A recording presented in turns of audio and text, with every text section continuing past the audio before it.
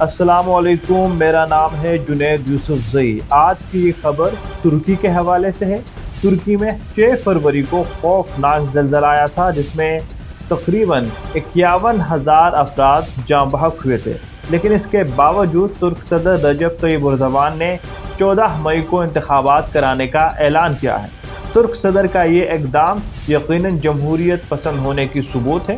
ترک صدر رجب طیب اردوان نے اپنے سابقہ منصوبے کے مطابق 14 مئی کو انتخابات کرانے کا اعلان کیا ہے اور کہا ہے کہ ترکیہ میں تباہ کن زلزلے کے باوجود صرف 3 ماہ بعد پولنگ ہوگی۔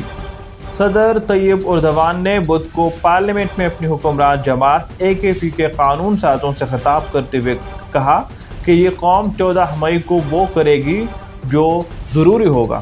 گزشتہ ماہ تباہ کن زلزلے کے بعد سے صدارتی اور پارلیمانی انتخابات کے انعقاد کے ممکنہ وقت کے بارے میں متضاد اشارے مل رہے تھے۔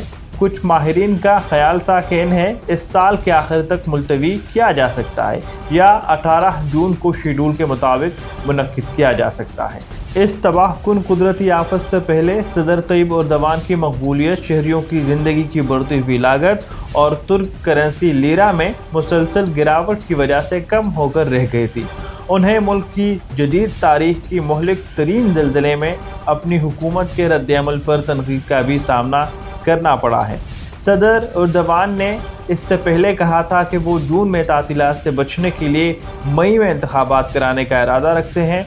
وہ اپنے اقتدار کو تیسری دہائی تک تول دینا چاہتے ہیں، لیکن رائے عامہ کے جائزوں سے پتہ چلتا ہے کہ آئندہ انتخابات ان کے لیے اب تک کا سب سے بڑا سیاسی چیلنج پیش کریں گے۔